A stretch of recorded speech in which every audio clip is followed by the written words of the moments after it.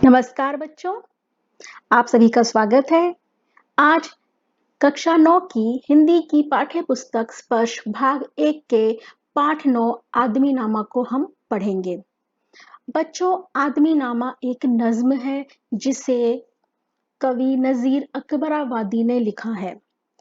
आप जानना चाहेंगे कि नज्म आखिर है क्या? बच्चों, उर्दू में कविता को ही नज्म कहा जाता है, अर्थात कोई भी पद्य का रूप नज्म कहलाता है। गजल को छोड़ दिया जाए तो बाकी सभी विधाएं नज्म के अंतर्गत आती हैं। तो नज़ीर अकबराबादी नज्म लिखने में बहुत ही माहिर थे। तो आइए हम थोड़ा सा अपने इन कवि के बारे में जान लेते हैं। जो हमारे ये कवि नज़ीर अकबराबादी हैं, ये नज्म कहने के लिए बहुत मशहूर थे।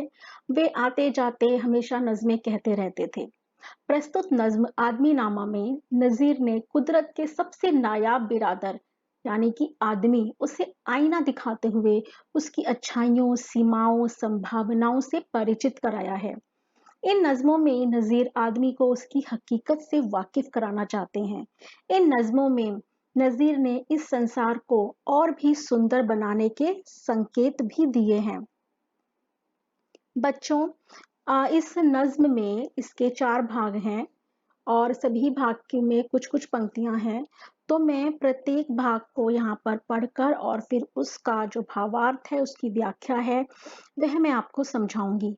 तो सबसे पहले जैसा कि अभी शुरू में ही बताया मैंने कि जो ये नज्म है, ये आदमियों को उनको एक तरह से उनका आईना दिखा रही है, उन्हें बता रही है कि जो आदमी हैं वो किस प्रकार इस धरती पर, इस पूरे पृथ्वी लोक पर बहुत ही महत्वपूर्ण है। लेकिन आदमी सभी एक तरह के नहीं होते, उनमें भी बहुत अंतर होता है, बहुत तरह तरह के व्यक्तित्व वाले लोग होते हैं।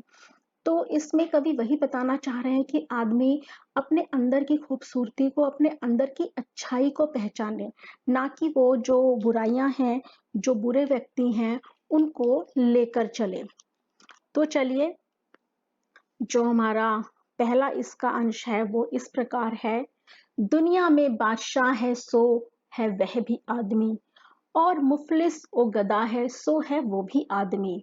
जरदार बेनवा है सो है वो भी आदमी, नियमत जो खा रहा है सो है वो भी आदमी, टुकड़े जो चबा रहा है सो है वो भी आदमी। तो बच्चों, ये जो हमारा कविता का अंश है, इसकी जो व्याख्या है, भावार्थ है, वो इस प्रकार है कि कवि कहना चाहते हैं कि दुनिया में तरह तरह के आदमी होते हैं। दुनिया में चाहे कोई राजा हो या कोई आम इंसान हो, सभी आदमी के रूप में ही है। यदि कोई मालदार या दौलतमंद है तो वह भी आदमी है, और यदि कोई गरीब है तो वह भी आदमी है, भिखारी है तो वह भी आदमी है, जो स्वादिष्ट भोजन खा रहा है वह भी आदमी है, और जो सूखे टुकड़ों पर पल रहा है वह भी आदमी है, मेहनत कर रहा है वो भी आदमी है, जो ऐशो आराम के साथ रह रहा है वह भी आदमी है। अर्थात कवि के कहने का तात्पर्य है कि अलग अलग आदमी अलग अलग काम करते हैं, अलग अलग व्यवहार करते हैं और अलग अलग गुणों वाले होते हैं। तो हमें उनमें से अच्छे गुणों को ही अपनाना चाहिए। अब जो दूसरा अंश है वो इस प्रकार है कि मस्जिद भी आदमी ने बनाई है या मियाँ, बनते हैं आदमी ही इमाम और खुद बाखबा, पढ़ते हैं आदमी ही कुरान और नमाजियाँ, और आदमी ही उनकी चुराते हैं जूतियाँ, जो उनको ताड़ता है सो है वो भी आदमी। तो जैसा कि आपको समझ में, इन पंक्तियों में कुछ बातें समझ में आई होंगी, जो कि इस प्रकार हैं कि कवि आदमी को फिर से आईना दिखाते हुए कहते हैं कि जिसने मस्जिद बनाई है वह भी आदमी ही है, और उस मस्जिद में नमाज और कुरान पढ़ने वाले वो भी आदमी ही हैं, और जिसने नमाज और कुरान को बनाया वह भी आदमी ही है। और जब मस्जिद के अंदर लोग नमाज पढ़ने जाते हैं तो जो जूते बाहर छोड़कर आते हैं उन्हें चुराने वाला भी आदमी है, और उन जूतों पर नजर रखने वाला वो भी आदमी है। अर्थात कि जो गलत काम करता है वह भी आदमी है, जो अच्छे काम करता है वह भी आदमी है। तो बच्चों ये जो नज़्म है, कविता है, ये उर्दू में लिखी गई है, आप जानते ही हैं, तो इसलिए इसमें मस्जिद आदि का ज़िक्र है। यदि आप इसको संबंधित करना चाहें तो जैसे मंदिर में भी होता है, जूते लोग बाहर छोड़कर आते हैं, चुरा लिए जाते हैं, अर्थात जो मंदिर में पूजा करवा रहे हैं वो भी आदमी हैं, जो भक्त हैं वो भी आदमी हैं, जो काम कर रहे हैं वो भी आदमी हैं। तो मतलब अच्छा-बुरा सब करने वाला आदमी ही है। अब हम आते हैं अगले अंश पर। या आदमी पे जान को वारे है आदमी, और आदमी पे तेग को मारे है आदमी, पगड़ी भी आदमी की उतारे है आदमी, चिल्ला के आदमी को पुकारे है आदमी, और सुन के दौड़ता है सो है वो भी आदमी। तो इन पंक्तियों का अर्थ कुछ इस प्रकार से है कि कवि आदमी को आदमी की सच्चाई दिखाते हुए कहते हैं कि किसी की जान बचाने वाला भी आदमी ही है, और किसी की जान लेने वाला वो भी आदमी ही है, और किसी की इज्जत को मिट्टी में मिलाने वाला वो भी आदमी है, मुसीबत में मदद को पुकारने वाला भी आदमी है। तो जो मुसीबत में जो पड़ा हुआ है उसकी सहायता करता है वो भी आदमी है, और एक इंसान जो किसी की इज्जत मिट्टी में मिला रहा है लेकिन दूसरा इंसान उसकी इज्जत को बचा रहा है वो भी आदमी ही है। अर्थात कवि के कहने का अर्थ है कि यदि आदमी किसी को मुसीबत में डालने वाला है तो मुसीबत में पड़े इंसान को बचाने वाला भी है। फिर से वही बात आ गई कि अच्छा भी आदमी है और बुरा भी आदमी ही है। अगला अंश कुछ इस प्रकार है। अशराफ और कमीने से ले शाहता वजीर, ये आदमी ही करते हैं सब कारे दिल पजीर।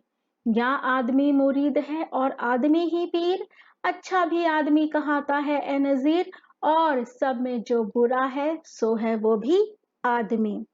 तो यहाँ पर कहते हैं नजीर जी कि आदमी को आदमी की सच्चाई का आईना दिखाते हुए हमारे कवि कहते हैं कि शरीफ से लेकर कमीने तक सभी आदमी हैं, और राजा से लेकर मंत्री तक, रंक तक सभी आदमी हैं। कवि कहते हैं कि वह आदमी ही है जो दूसरे आदमी के दिल को खुश करने वाला काम करता है, और वह भी आदमी है जो किसी के दिल को दुखाता है। तो एक जो संत है वो भी आदमी है, जो उसका भक्त है वो भी आदमी है। तो आप देख सकते हैं कि राजा से लेके, रंक से लेके, बुराई करने वाला, मंत्री, मारने वाला, हर रूप में आदमी ही है। तो कहने का अर्थ यह है कि आदमी अच्छा भी होता है और कभी-कभी आदमी बुरा भी होता है। परिस्थितियों के अनुसार ऐसा हो सकता है कि आदमी अपने आप को बदल ले या फिर परिस्थितियों के अनुसार व्यवहार करने लग जाए, लेकिन हमें नहीं भूलना चाहिए कि इंसान को, आदमी को अपने अंदर केवल अच्छाई को ही जिंदा रखना चाहिए, बुराई को निकाल देना चाहिए। तो सारांश में मैं ये कहना चाहूंगी कि इस नज्म में, इस कविता में कवि ने आदमी के सभी रूप बताए, जितनी भी तरह के इंसान आदमी होते हैं, राजा से लेकर रंक तक, भिखारी तक, फकीर तक, सभी आदमी हैं अच्छे काम करने वाले। उन्होंने मस्जिद का भी उदाहरण दिया है, उन्होंने राजा रंक का उदाहरण दिया है, उन्होंने भक्त और संत का उदाहरण दिया है, चोर का उदाहरण दिया है। मतलब अगर एक लाइन में कहा जाए कि देव भी आदमी हैं और दानव भी आदमी हैं। अब ये हमें सोचना है, ये हम पर निर्भर करता है कि हम अपने अंदर देव को जिंदा रखें या फिर दानव को जिंदा रखें। जैसा कि आजकल आप देखते हैं कि दुनिया में कितनी बुराइयां फैल गई हैं, कितना आतंक भी मचा हुआ है, सब एक दूसरे को मारने काटने में लगे हुए हैं। तो भी आदमी है, लेकिन जो रक्षा कर रहे हैं, सेना में है, फौज में है, पुलिस में है, किसी भी रूप में है, तो रक्षा करने वाला भी आदमी ही है। तो इन सभी के बीच में से हमें अच्छे लोगों को लेकर चलना है, अच्छे लोगों की तरह बनना है, उनकी सराहना करनी है, और बुरे और भटके लोगों को बचाना है, उन्हें समझाना है। तो बच्चों आप इस वीडियो को देखिए, इसके अंदर जो भी ये जो पीपीटी बनी हुई है, जिसके अंदर मैंने सभी चीजें समझाई हुई हैं, इन्हें देखकर आप पढ़ सकते हैं, वहां पर वीडियो को पॉज करके समझ सकते हैं, और अपने इस पाठ को बहुत ही अच्छे से समझकर आप इसके प्रश्न उत्तर लिख सकते हैं। तो इसको फिर से देखिए और इसको समझिए, और जिसने भी अभी तक इस चैनल को सब्सक्राइब नहीं किया है, कृपया उसे सब्सक्राइब कर लीजिए और बेल आइकन को भी दबा दीजिए। तो बच्चों, स्वस्थ रहिए, खुश रहिए। बहुत बहुत धन्यवाद।